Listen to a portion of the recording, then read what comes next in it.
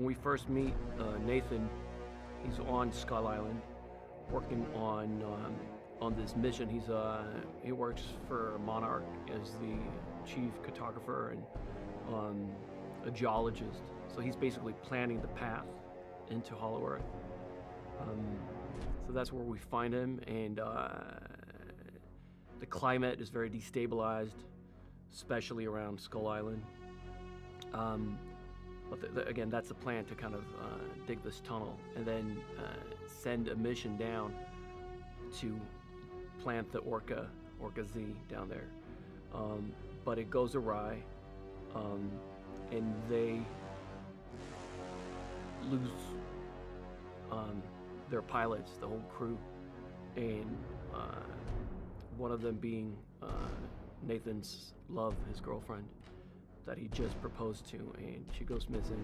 He assumes that they're all dead and does not like the idea of trying to go back down there, because he's saying that it's too dangerous. We've already lost our crew. I'm not going to put more people in jeopardy. And he's trying to take more control. Therefore, he is the Monarch Deputy Director of Special Projects now. He's far more involved with the defense of the Earth from these Titans, and that is his role. Monarch's trying to come up with the plan. This film sort of starts with, like I say, after 3 years of since the last encounter with the Titans, and Godzilla is on the rampage again. When we start out here, and why we don't know. That's our job, to figure out why. And of course, you've got Monarch trying to do that, and then you've got Apex at the same time. They're at the time rebuilding all these cities that have been destroyed, and the two of them come together. And now we're trying to figure out what's happening, and we're trying to put two and two together to figure out why is this going on. So Godzilla vs. Kong is the first time Kong in the MonsterVerse timeline leaves Skull Island. And when he does so, he upsets that natural balance that Godzilla is the primary force within. So, and in the movie, you'll see that there's an exploration of the history of both of these creatures, deep in the deep primordial past.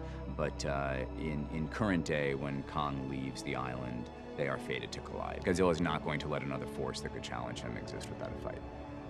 So we have an incredible sequence in the Hollow Earth where we explore an entirely new terrain that we haven't seen in the MonsterVerse franchise before. And we, of course, have a massive face-off at the end of the as the most anthropomorphic of the creatures, and the one who spent the most time living amongst people, as he did on Skull Island with the Iwi.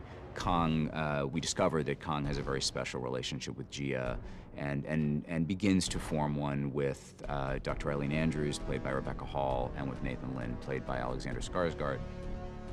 We're really excited to bring back the Godzilla that we love and that fans love, and the Kong that we love and that the fans have loved, to have those characters all collide, but in and amongst a human story that has real emotion and heart, and with phenomenal actors, that takes us to places we haven't seen before, especially the Hollow Earth, which should be an incredible thing. I wouldn't want to call that fight, but I think force on force, Godzilla probably has the upper hand, but Kong has a few tricks up his sleeve, so it's not that simple.